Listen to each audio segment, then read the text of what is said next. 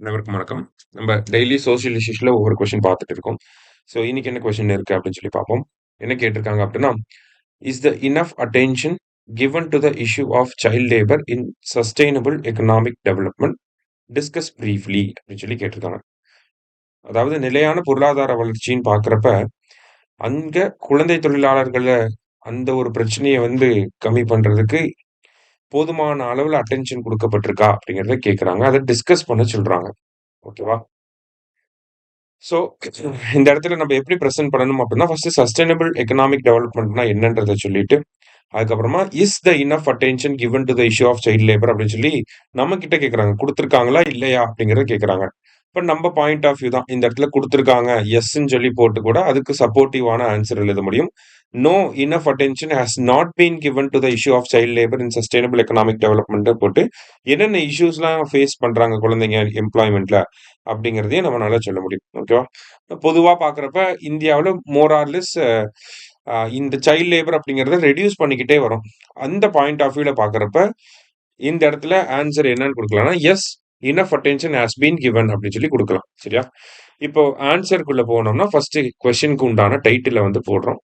போட்டதுக்கு அப்புறமா, sustainable economic டெவலப்மெண்ட்னா என்ன அப்படிங்கிறத சொல்றோம். Sustainable economic development refers to economic growth with strong emphasis on human wellbeing. ஓகேவா? எக்கனாமிக் குரோத்த மட்டுமே ஃபோக்கஸ் பண்ணாம, ஹியூமன் டெவலப்மெண்ட்டையும் ஃபோக்கஸ் பண்ணணும். ஹெல்த் இம்ப்ரூவ் ஆகணும், எஜுகேஷன் இம்ப்ரூவ் ஆகணும், ஸ்டாண்டர்ட் ஆஃப் லிவிங் இம்ப்ரூவ் ஆகணும். அதுதான் இந்த இடத்துல சிம்பிளா ஹியூமன் வெல்பீயிங் அப்படின்னு சொல்லி குடுத்துருக்கோம். சரியா?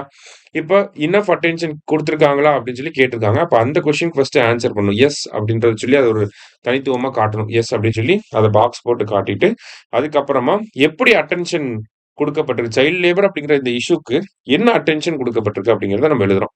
ஓகேவா? இப்ப government attention towards child labour. இங்க குடுத்திருக்கக்கூடிய வார்த்தையவே அப்படியே எடுத்து போடணும். ஓகேவா? இந்த இடத்துல கவர்ன்மென்ட் ஸ்கீம்ஸ்ன்னு போடாம கவர்ன்மென்ட் அட்டென்ஷன் தான் கேட்டிருக்காங்க. அதனால அட்டென்ஷன்னே போடணும். சரியா? ஸோ கான்ஸ்டிடியூஷன்ல பார்க்கிறப்ப ஆர்டிகிள் 24 இருக்கு. லெஜிஸ்லேட்டிவ்னு பார்த்தோம்னா சைல்ட் லேபர் ஆக்ட் 1986 இருக்கு. அது எம்ப்ளாய்மென்ட் அந்த குழந்தைகள குழந்தை தொழிலாளர்கள் இருக்கக்கூடாது அப்படின்னு சொல்லுது. 2016ல அந்த சட்டத்த அமெண்ட் பண்றாங்க.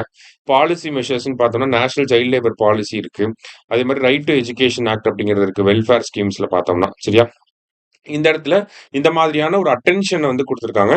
இதோட எஃபெக்டிவ்னஸ் என்னவா இருக்கு அப்படின்னு சொல்லி ஹெட்டிங் போட்டுருக்கலாம். சரியா? எஃபெக்டிவ்னஸ் அப்படின்னு சொல்லி போடலாம். அதான் இந்த இடத்துல இன்னும் கொஞ்சம் ஆப்ட்டான ஹெட்டிங்கா இருக்கும். ஓகே. இவ்ளோ அட்டென்ஷன் குடுத்துருக்காங்க.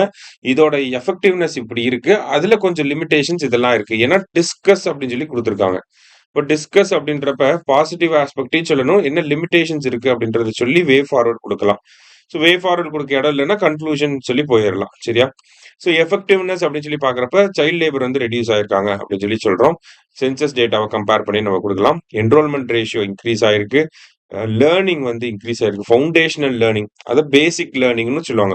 ஓகேவா? அது இன்க்ரீஸ் ஆயிருக்கு. நியூட்ரிஷனல் இன்டேக் இன்க்ரீஸ் ஆயிருக்கு அப்படின்னு சொல்லி இந்த மாரி நம்ம டேட்டாவோட பிரசன்ட் பண்றோம். இதுல என்ன லிமிட்டேஷன்ஸ் இருக்குன்னா, இன்னும் ஸ்ட்ரிக்டர் என்ஃபோர்ஸ்மென்ட் அப்படிங்கிறது தேவைப்படுது அப்படிங்கிறத சொல்றோம். அதே மாரி இந்த சட்டம் 2016ல தான் அமெண்ட் பண்ணியிருப்பாங்க. 1986ல வந்தது. இப்ப அந்த அமெண்ட்மென்ட் முடிஞ்சே கிட்டத்தட்ட ஒரு 10 வருஷம் ஆகப்போகுது. அப்ப மாடர்ன் சேலஞ்சஸ அட்ரஸ் பண்ற மாதிரியான அமெண்ட்மென்ட் தேவைப்படுது அப்படின்னு சொல்லி சொல்றோம்.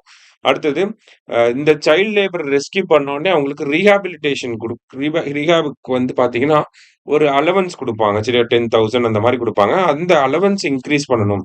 அப்பதான் பேரண்ட்ஸே என்ன பண்ணுவாங்க, அந்த அமௌண்ட்ட வாங்கிட்டு குழந்தைகள வீட்டுக்கு விட்டுட்டு, அவங்கள வேலைக்கு போங்க அப்படின்னு சொல்லி சொல்ல மாட்டாங்க. அப்படிங்கிற ஒரு கான்செப்ட்ல இத குடுத்துருக்கோம். சரியா?